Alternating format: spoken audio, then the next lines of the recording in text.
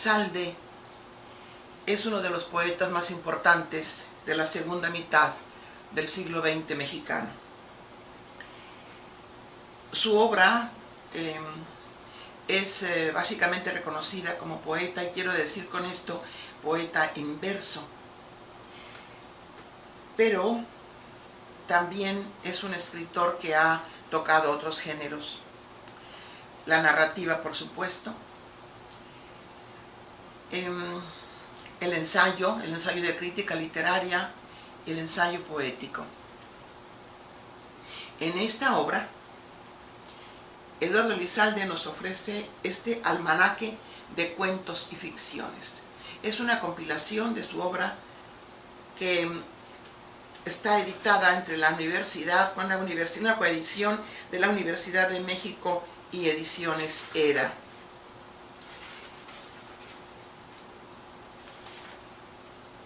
Aquí vamos a encontrar no la obra poética, sino la obra narrativa, algunos ensayos y algo que quisiera que comentáramos hoy. Eduardo ha escrito este manual de flora fantástica. Es una manera de bestiario, pero que alude a lo vegetal. La edición es de Cal y Arena, edición 1997. Es un hermoso y fascinante libro, escrito con la elegancia, la audacia y la agudeza de uno de los escritores más importantes de México. Su manual de flora fantástica es, como en todos los casos de los bestiarios,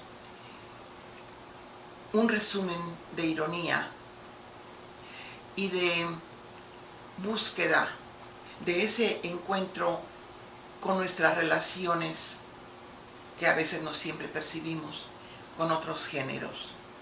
En este caso, esos sutiles hilos que nos unen a las plantas, a los vegetales, y que naturalmente llevamos sus huellas, quizá a veces no queremos reconocer.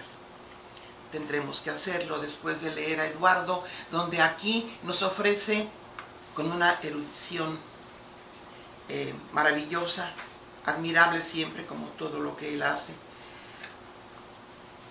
nos habla de las rosas, de ciertas vegetaciones y su posibilidad de seres humanos. El primer texto que vamos a leer es Carnívoras rosadas.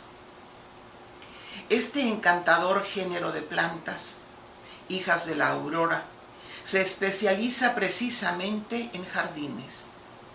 Tal especialidad consiste, para decirlo de una vez, en su costumbre hipócrita de florecer.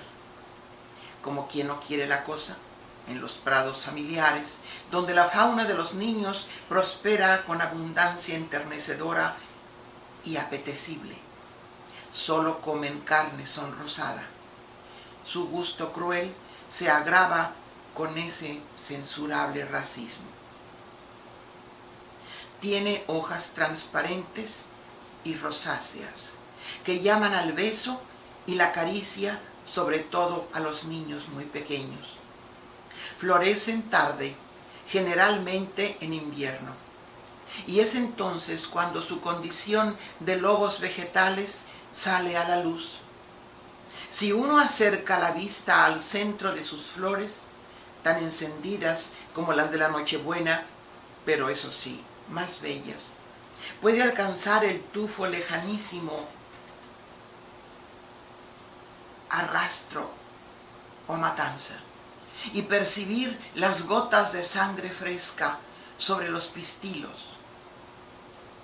como una baba dulce que juega en estos monstruos el digestivo y sápido papel de la memoria.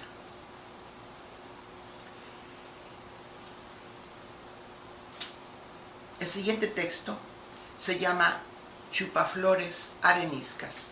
Forma parte también de este bestiario en esta prosa de ensayo poético. Validas del proceso clorofílico de asimilación de la luz y atenidas al principio elemental de que el hambre y la sed son malos consejeros, estas cactáceas que crecen en las más solitarias zonas de altar, aunque son aparentemente ciegas y abstemias, han desarrollado el más agudo sentido ocular y distinguen a leguas a los seres vivientes de locomoción desarrollada. Como ellas no pueden moverse, procuran llamar la atención del viandante con rojos frutos inconsistentes, paridos a la carrera, o borbotones fogosos de flores verdaderamente hechizas, como se dice en México, que pueden deslumbrar al peregrino sediento en noches de luna llena. Cuando un hombre se acerca, atraído por tales prometedores jugos, no fuegos artificiales, la planta envilecida por el vicio vampírico de su soledad no pierde la ocasión de clavar un dardo al sediento, cuando se encuentra a tiro de espina. Cada púa de esos nervudos tallos de la chupaflores es, en realidad, como la punta de una jeringa hipodérmica, hueca y adoctrinada para herir y succionar con rapidez la sangre del que se aproxima a devorar el fruto ilusorio. El viajero inocente come el fruto y sufre el espejismo de una rehidratación momentánea.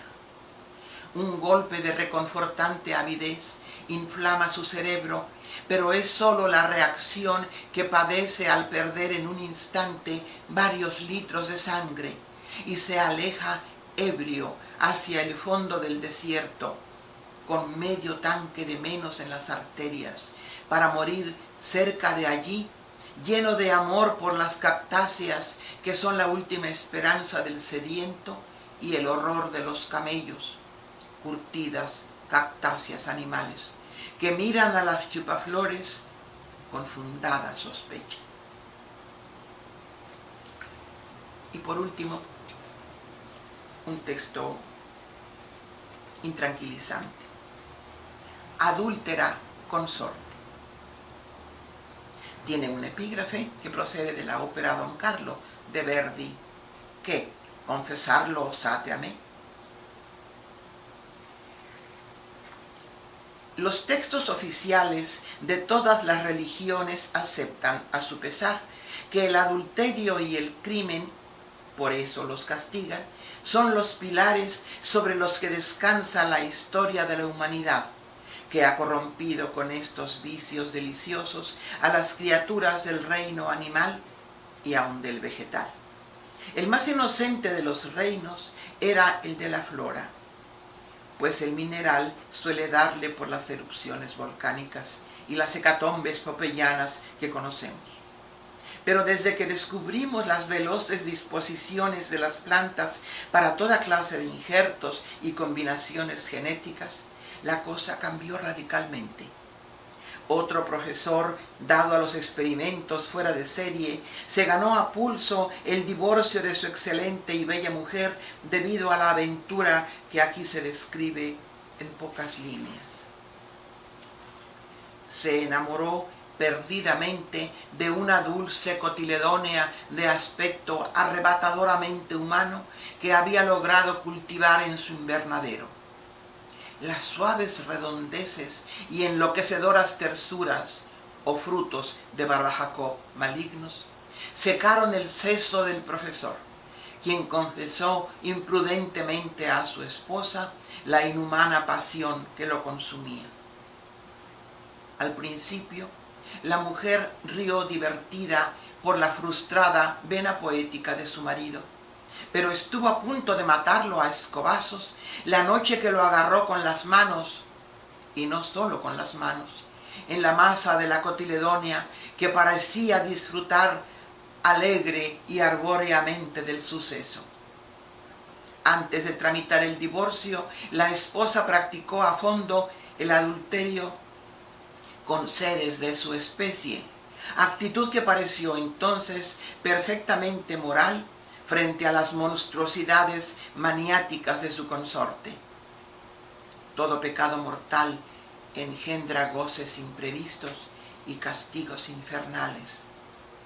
El profesor vio incrementarse su prole con seres semihumanos, todos de sexo y aspecto femeninos, hijas de Pan y de Adán, de las que tiene usted que cuidarse si no quiere recibir una desagradable o agradable sorpresa cuando decida aventurarse pecaminosamente por las calles parisinas de la Madeleine o las indómitas aceras mexicanas de la avenida Insurgentes. Eduardo Lizalde.